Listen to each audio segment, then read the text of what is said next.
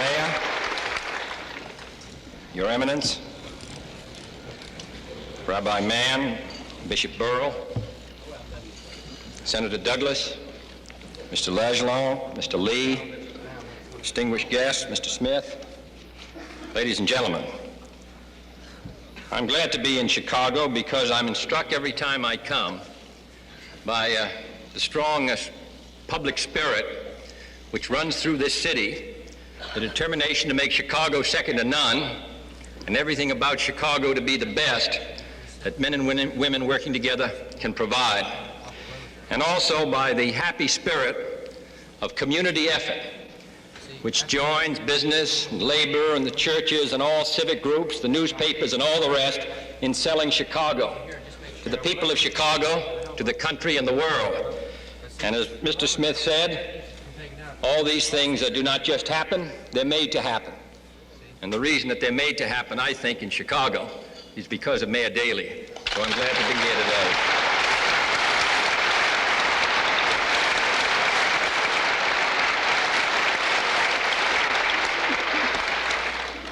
I did not realize, which shows the advantage of getting out of Washington, I did not realize till I began to look up some of the details of O'Hare, what an extraordinary effort this has been. The largest airport in the world here in the center of the United States. So I hope that Chicago will continue to tell its story, not only here but all across this country, of what a great metropolis it is, its energy and vitality, and its commitment to the future. I don't think that there is any doubt that if this country continues to grow, if we can maintain a rate of economic vitality and prosperity, that Chicago will be among the leaders, and that the future of O'Hare Airport, named as the mayor said after a great Chicagoan who died a good many thousands of miles away from here, that Chicago and O'Hare will be symbolic of the progress of this country. There is, I think, the central thesis, however, that we face serious problems in this country in the decade ahead if we're going to maintain that growth. And I want to mention one of those problems because I think it concerns us all, in government, in the city, the national government, the state, labor, management, all of us as citizens.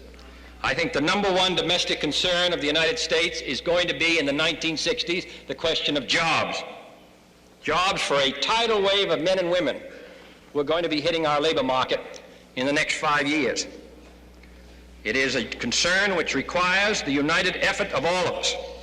Some people may think it strange that jobs, which was the great issue of the 30s when we were in a depression, should also be the great concern of the 60s when we enjoy a relative period of economic prosperity. The difficulty in the 30s was that there was an inordinately low supply of jobs for the men and women who wish to find work. The difficulty now is the tremendously high manpower demand which exceeds the supply of jobs. But now as then, every effort must be made by all of us to strengthen the economy so we can find work for the people who want it. This involves not only Chicago and this country, but it involves our position of leadership in the world. Mr. Khrushchev has said that the hinge of history would move when he was able to demonstrate that his system could outproduce ours. The hinge of history will move if we're not able to find jobs for our people, not only during recessions, but also during periods of prosperity. And there are three reasons why I regard this as the number one problem we're going to face in this country in the coming years.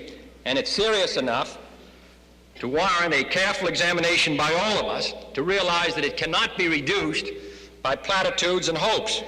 And the effect of this problem is being felt and will be felt here in Chicago and Illinois and across the country. There are three reasons for it.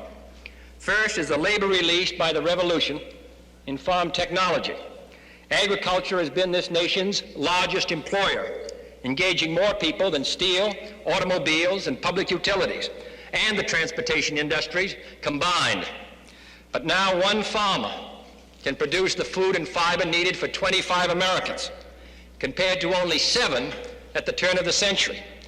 New fertilizers, insecticides, research, and all the rest have made this one of the great productive miracles of all time, has been one of the great stories for the United States around the world in contrast to the failure of our adversaries.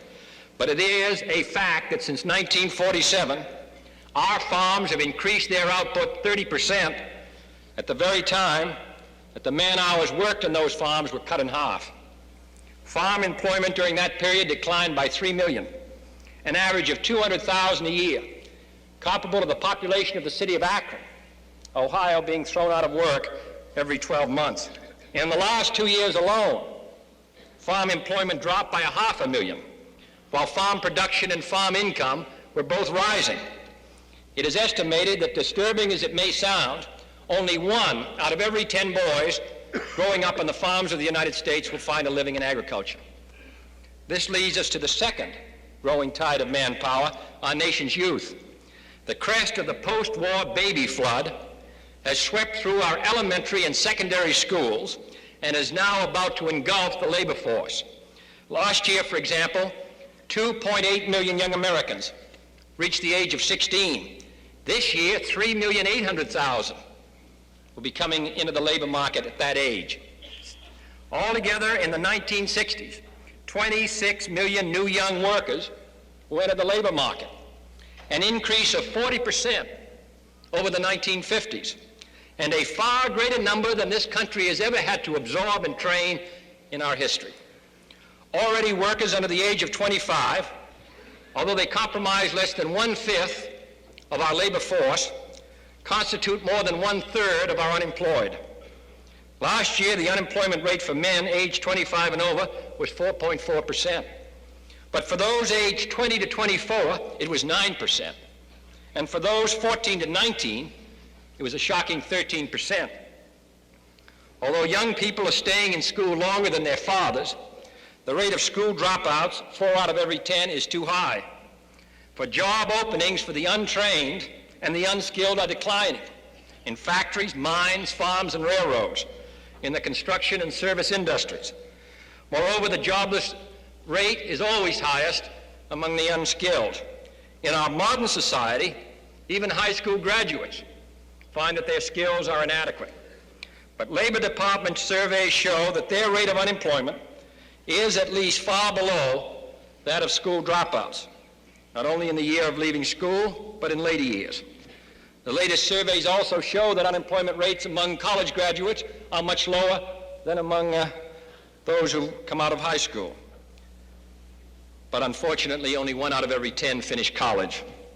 In short, as challenging as it will be to provide first jobs for the 26 million new young workers entering the labor market in the 1960s, far more difficult will be the problem of absorbing the 7.5 million who will not even finish high school, including nearly 2.5 million who will not even finish the 8th grade. I ask you to mark these figures well, for youth unemployment poses one of the most expensive and explosive social and economic problems now facing this country and this city. In the last decade, for example, arrests of youth increased 86%. What will the figure be for the next decade, when the net increase of potential young workers in the labor force rises 15 times as fast as it did in the 1950s? Finally, underlying all of these trends is a third phenomenon, both cursed and praised, and that is technological advance, known loosely by the name of automation. During the last 6 years, this nation increased its manufacturing output by nearly 20%, but it did so with 800,000 fewer production workers. And the gain in white-collar jobs did not offset this loss. Since the Second World War, the real output of the private economy has risen 67%, with only a 3% rise in man-hours. I do not wish to be misunderstood. Increasing productivity and advancing technological skills are essential to our ability to compete and to progress. But we also have an obligation to find the nearly 2 million jobs which are displaced by these advances. This city is no stranger to any of these problems. You have seen your railroads laying off machinists and boilermakers as the proportion of diesel locomotives rose from less than 15% of all locomotives in 1947 to 97% today. You've seen your downstate coal mines laying off workers as new machinery makes it possible for 46 men to dig the coal that 100 men dug in 1947. And you've seen your steel mills employ 79 men to produce the steel products which required 100 men only 10 years ago. Chicago, I might add parenthetically, also proves the exception to this pattern, since it now takes 10 men to manage the Cubs instead of 1.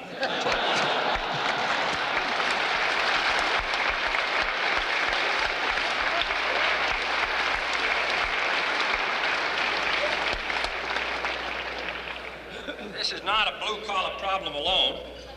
Office and clerical workers are increasingly being displaced by automatic computers and processes. The Farm Home Administration of the United States government processes 35% more loans per employee than it did only 2 years ago. This administration intends to press ahead with government economy, but we also have to find in the private economy jobs for these people who are willing. All these trends you've seen in this city and state, workers displaced by automation, school dropouts roaming the streets, men looking for work who've left the farm or the mine or the factory or the railroad or the distressed area. You have your share of jobless Negroes and women and older workers and all the rest. Even though under Mayor Daley's hard-driving leadership, this city is creating new jobs faster than almost any city in the country. The same is true on a larger scale of the nation as a whole. Our civilian labor force grew by nearly 12 million during the last 15 years, but the number of jobs grew by only 10 million. In the last 5 years, we saw an annual increase of only 175,000 private jobs outside of agriculture, compared to 700,000 in each of the previous 10 years. Our total gross national product output grew at a rate of only 3%, while unemployment remained continuously above 5%. And last year's loss of man hours, in terms of those willing but unable to find full-time work, was a staggering 1 billion work days, equivalent to shutting down the entire country with no production, no services, and no pay for over 3 weeks. Some 14 million Americans had some unemployment in 1962, and 28% of last year's unemployed were out of work 15 weeks or longer. 15% were out of work a full 6 months or longer. This nation must do better than that. The trouble is that each of these figures grow worse after each recession, and each one is bound to grow worse in the 60s as the labor force increases even faster, unless we take actions to reverse these trends and make the most of manpower. Unless we step up our rate of growth, unless we create a supply of jobs which is more equal to the demand, our rate of unemployment will steadily and swiftly climb to the recession level of 7%, even without a recession. Without full employment, consumer markets are below their potential. Without strong consumer demand, plant capacity is not fully in use. Without full plant utilization, profit margins are reduced. Without higher profits, investment lags, and so the sagging spiral continues downward. Our task is to reverse this spiral, to recognize it in the first place, and no single magic solution will solve all of our manpower problems. Above all, we need to release the brake of wartime tax rates, which are now holding down growth at the very time we need more growth in order to create more jobs. $10 billion more in tax savings in the hands of American consumers and investors, as I have proposed to the Congress, will be multiplied many times in new markets, new equipment, new jobs, new payrolls, and then still more consumption and investment. As this decade is unique in terms of the trends converging upon it, so is 1963 uniquely qualified to be the year that we cut federal taxes. Inflationary pressures are at bay. No world crisis strains our resources. The dollar is strong. New investment incentives have been enacted. World raw material prices are stable, and the number of idle men and machines can clearly absorb this expansion. But tax reduction alone is not enough if we are to attack unemployment in those areas and among those workers where the need is greatest. Tax reduction alone will not employ the unskilled or bring business to a distressed area. And tax reduction alone is not, therefore, the only program we must put forward. To mention but a few, we urgently need to improve our schools and colleges, to reduce the number of dropouts, to reduce the number of unskilled workers, to keep young people out of the labor market until they are ready for the jobs which automation can create, instead of those it is sure to replace. We urgently need a youth employment opportunities program to give young people training and job experience instead of hanging around the streets out of work and out of hope. We need to step up our efforts for aid to distressed areas, for the retraining of unemployed, particularly in those areas where it's been chronic, for more security for our aged, for improving our housing and our transportation industries, and for ending race discrimination in education and employment, which helps increase, of course, the chronic unemployment of minority groups. These are all controversial measures. There may possibly be others that are needed or others that are better, but at least it's a problem that we should all concentrate our attention on and not merely assume that it's going to be settled if we ignore it. O'Hare Airport was not built in that spirit, and this problem will not be met unless we concentrate the best energies of this country on the solution of a serious national problem.